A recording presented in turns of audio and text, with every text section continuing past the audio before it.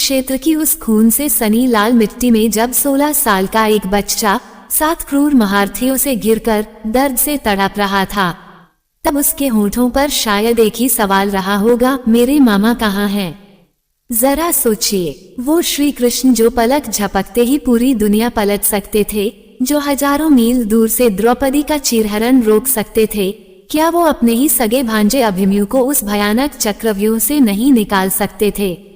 बिल्कुल निकाल सकते थे, लेकिन उन्होंने ऐसा नहीं किया। क्यों? क्या स्वयं भगवान उस दिन बेबस हो गए थे, या फिर इसके पीछे कोई ऐसा रोंगटे खड़े कर देने वाला रहस्य छिपा था जिसे महाभारत के पन्नों में गहराई से दबा दिया गया? आज हम उसी अनसुने सच से पर्दा उठाएंगे। महाभारत के 13वें दिन की उस खौफनाक सुबह को याद कीजिए। कौरवों के सेनापति गुरु द्रोणाचार्य ने एक ऐसी मौत की भूल भुलैया रची थी जिसे भेदना सिर्फ अर्जुन को आता था, चक्रव्यूह। लेकिन एक सोची समझी साजिश के तहत अर्जुन और श्री कृष्ण को युद्ध भूमि के दूसरे छोर पर लड़ने के लिए उलझा दिया गया था। पांडव छावनी में मौत जैसा सन्नाटा पसरा था, हर बिल्कुल सामने खड़ी थी। तभी एक 16 साल का लड़का आगे आता है, अभिमन्यु। उसे चक्रव्यूह के अंदर जाना तो आता था, पर बाहर निकलना नहीं। फिर भी धर्म और अपनों के लिए वह इस आग में कूद पड़ा। पर सबसे बड़ा सवाल ये है कि क्या त्रिकालदर्शी कृष्ण को इस भयानक साजिश की पहले से भनक नहीं थी? जब अर्जुन और श्री कृष्ण सुशर्मा की सेना से लड़ते हुए युद्ध भूमि के दूसरे छोर पर जा रहे थे, तो क्या माधव सच में अनजान थे? बिल्कुल नहीं। जो वासुदेव चींटी के चलने की आहट तक सुन लेते हैं, क्या वो द्रोणाचार्य के रचे उस भयानक चक्रव्यूह की गूंज नहीं सुन पाए होंगे? सच तो ये है कि लीलाधर सब कुछ पहले से जानते थे। शास्त्र कहते हैं कि भगवान चाहते तो उसी पल समय का पहिया रोक सकते थे। उनका सुदर्शन चक्र पल भर में उन 7 अधर्मी महारथियों का सिर धड़ से अलग कर सकता था, लेकिन उन्होंने प्रकृति के सबसे कठोर नियम को नहीं तोड़ा, नियति। श्री कृष्ण को पता था कि यह महायुद्ध सिर्फ सिंहासन के लिए नहीं, बल्कि धर्म की स्थापना के लिए है, और किसी भी बड़े महायज्ञ में एक पवित्र आहुति की जरूरत होती है। अभिमन्यु कोई साधारण लड़का नहीं था, उसका जन्म एक बेहद गूढ़ रहस्य के साथ हुआ था, जिसे जानना अब बहुत जरूरी है। अभिमन्यु के इस धरती पर जन्म लेने के पीछे एक बहुत बड़ा रहस्य छिपा था। पुराणों के अनुसार अभिमन्यु कोई साधारण मनुष्य नहीं, बल्कि स्वयं चंद्रदेव के बेहद लाडले पुत्र वर्चस्व का अवतार था। जब धरती पर अधर्म बढ़ने लगा, तो देवताओं ने चंद्रदेव से विनती की कि वे अपने पुत्र को धर्मयुद्ध में भेजें। लेकिन कोई भी पिता अपने बच्चे से दूर नहीं होना चाहता। चंद्रदेव ने एक कठोर शर्त रख दी, मेरा पुत्र केवल 16 वर्ष की आयु तक ही पृथ्वी पर रहेगा, उससे एक पल भी ज्यादा नहीं, और युद्ध में वह सबसे महान वीर कहलाएगा।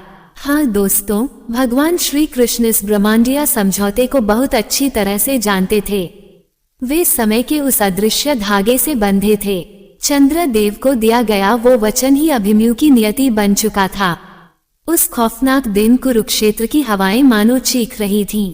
गुरु द्रोण का चक्रव्यूह साक्षात काल का मोह था, जो पांडवों को निगलने के लिए पूरी तरह तैयार था। धर्मराज युधिष्ठिर की आंखों में बेबसी थी, क्योंकि अर्जुन के बिना इसे कोई भेदना नहीं जानता था। तभी उस 16 साल के किशोर ने अपना धनुष उठाया और निडर होकर कहा, ताऊ जी, मुझे अंदर जाने का रास्ता पता है। योजना ये थी कि अभिमन्यु व्यूह का दरवाजा तोड़ेगा और बाकी पांडव उसके पीछे पीछे अंदर जाकर उसकी रक्षा करेंगे। पर हाय रे किस्मत, जैसे ही उस शूरवीर ने पहला द्वार तोड़ा और अंदर घुसा, कौरवों के जीजा जयद्रथ ने भगवान शिव के वरदान से चारों पांडवों को बाहर ही रोक दिया। चक्रव्यूह का वो भारी दरवाजा बंद हो गया और वो नन्हा शेर अंदर अकेला क्रूर भेड़ियों के बीच फंस गया। चक्रव्यूह के अंदर का नजारा किसी भयंकर प्रलय से कम नहीं था। वो 16 साल का लड़का, जिसके चेहरे पर अभी ठीक से मूंछें भी नहीं आई थी, उस दिन मौत का दूसरा नाम बन चुका था। अकेले, बिल्कुल अकेले उसने कौरवों की विशाल सेना में हाहाकार मचा दिया। दुर्योधन का गुरूर चूर चूर हो रहा था। महारथी कर्ण के पसीने छूट रहे थे और स्वयं गुरु द्रोण भी उस नन्हे योद्धा का रण कौशल देखकर भीतर से कांप गए थे। अभिमन्यु के बाण आसमान से बिजली की तरह गिर रहे थे और तभी उसने दुर्योधन के बेटे लक्ष्मण का वध कर दिया। ये देखकर कौरव खेमे में दहशत फैल गई। वे समझ गए थे कि अगर इस लड़के को आज नहीं रोका गया तो शाम ढलने से पहले कौरवों का नामोनिशान मिट जाएगा। पर जब वो आमने सामने की लड़ाई में उसे हरा नहीं पाए तो उन्होंने युद्ध के सारे नियम तोड़ दिए। लक्ष्मण की मौत देखकर दुर्योधन का गुरूर टूट गया और वह पागल हो उठा। उसका अहंकार और पिता का दर्द एक खौफनाक साजिश में बदल गया। कुरुक्षेत्र के इतिहास में उस पल वो हुआ जिसकी किसी ने सपने में भी कल्पना नहीं की थी। युद्ध का सबसे बड़ा नियम था कि एक योद्धा से एक ही योद्धा लड़ेगा और निहत्थे पर वार कभी नहीं होगा। लेकिन उस दिन धर्म के नाम पर लड़ने वाले इन महारथियों ने अपनी आत्मा का सौदा कर लिया। कर्ण ने पीछे से कायराना हमला करके अभिमन्यु का धनुष काट दिया। गुरु द्रोण ने उसके रथ के घोड़ों को मार गिराया। कृपाचार्य, अश्वत्थामा, दुशासन, कृतवर्मा और शकुनी साथ साथ दिग्गज महारथियों ने मिलकर उस अकेले बच्चे को चारों तरफ से घेर लिया। वो निहत्था लड़का रथ का पहिया उठाकर काल से लड़ता रहा। उस वक्त कृष्ण सब कुछ महसूस कर रहे थे। उनका हृदय भी छलनी हो रहा था, लेकिन वे मौन थे। क्यों? क्योंकि एक बहुत बड़ा बलिदान अभी बाकी था। पर सवाल फिर वही लौटकर आता है, कृष्ण ने ये सब क्यों होने दिया? दोस्तों, भगवान श्री कृष्ण बहुत अच्छी तरह जानते थे कि जब तक अर्जुन के दिल में अपने सगे संबंधियों गुरु द्रोण, कृपाचार्य के लिए मोह और सम्मान का एक कतरा भी बाकी रहेगा, तब तक ये धर्मयुद्ध जीता नहीं जा सकता। कौरवों का वो छल, वो क्रूरता सिर्फ अभिमन्यु की हत्या नहीं थी, वो उनके अपने ही पतन का सबसे बड़ा कारण बनने वाली थी। इस निर्मम वध ने अर्जुन के अंदर सोए हुए उस भयंकर ज्वालामुखी को जगा दिया, जो अब कौरवों की चिता की राख से ही शांत होने वाला था। अभिमन्यु के बलिदान ने पूरी दुनिया के सामने कौरवों का असली और घिनौना चेहरा बेनकाब कर दिया। अब ये युद्ध सिर्फ राजपाट का नहीं रहा था, यह अब उस खौफनाक प्रतिशोध में बदल चुका था, जहां किसी भी पापी को बख्शा नहीं जाने वाला था। माधव की कूटनीति यही तो थी। जरा उस दर्दनाक पल की कल्पना कीजिए दोस्तों, जब वो 16 साल का शूरवीर अपने शरीर पर अनगिनत घाव लिए, खून से लथपथ उस कुरुक्षेत्र की धूल में खड़ा था। उसका रथ टूट चुका था, बाण खत्म हो चुके थे और हाथ में सिर्फ एक टूटा हुआ पहिया था। उस आखिरी पल में, जब मौत उसके ठीक सामने खड़ी अट्टहास कर रही थी, अभिमन्यु की आंखों में कोई खौफ नहीं था। शायद उस आखिरी सांस से पहले उसने आसमान की तरफ देखकर अपने आराध्य, अपने मामा श्री कृष्ण को याद किया होगा।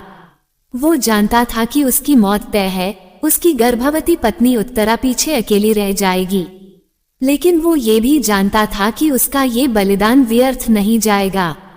भगवान कृष्ण भले ही मीलों दूर थे, लेकिन वे अपने भांजे के शरीर पर लगे हर प्रहार की पीड़ा को अपनी आत्मा पर महसूस कर रहे थे। वो खामोश थे, क्योंकि कुरुवंश के विनाश की नींव अब उसके खून से लिखी जा चुकी थी। और फिर कुरुक्षेत्र की उस शाम सूरज भी शर्म से लाल हो गया। दुशासन के बेटे ने पीछे से उस निहत्थे, खून से लथपथ शेर के सिर पर गदा से जोरदार प्रहार किया। वो नन्हा वीर, वो चंद्रदेव का अंश, एक झटके में उस लाल मिट्टी पर गिर पड़ा। महाभारत का सबसे वीर योद्धा वीरगति को प्राप्त हो गया। उस पल हवा रुक गई, आसमान रो पड़ा। मीलों दूर कृष्ण के हाथों से शंख छूट गया और उनकी आंखों से एक आंसू छलक पड़ा। उन्होंने अभिमन्यु को इसलिए नहीं बचाया क्योंकि उन्हें दुनिया को बताना था कि जब अधर्म अपनी सारी हदें पार कर देता है तो भगवान का भयंकर महाविनाश शुरू होता है। अभिमन्यु मरा नहीं, वो हमेशा के लिए अमर हो गया। तो दोस्तों, अब गहराई से सोचिए, क्या श्री कृष्ण सच में निष्ठुर थे, या फिर उन्होंने आने वाले युगों को ये कड़ा संदेश दिया कि धर्म और सत्य की रक्षा के लिए कभी कभी सबसे प्रिय चीज की भी आहुति देनी पड़ती है। अभिमन्यु की मृत्यु कोई हार नहीं थी, बल्कि वो कौरवों के विनाश की वो चिंगारी थी जिसने अर्जुन को एक महाविनाशक बना दिया। जरा सोचिए, अगर कृष्ण उस दिन चक्रव्यूह का नियम तोड़कर अभिमन्यु को बचा लेते तो क्या संसार को कौरवों के असली और घिनौने अधर्म का पता चल पाता? क्या महाभारत का युद्ध कभी अपने असली अंजाम तक पहुंच पाता? आज रात सोने से पहले इस बात पर एक बार विचार जरूर कीजिएगा और आपके मन में क्या जवाब आता है मुझे कमेंट्स में अभी लिखकर बताइए। अगर कुरुक्षेत्र के इस अनसुने और गहरे सच ने आपके भी रोंगटे खड़े कर दिए हैं तो इस वीडियो को तुरंत लाइक करें।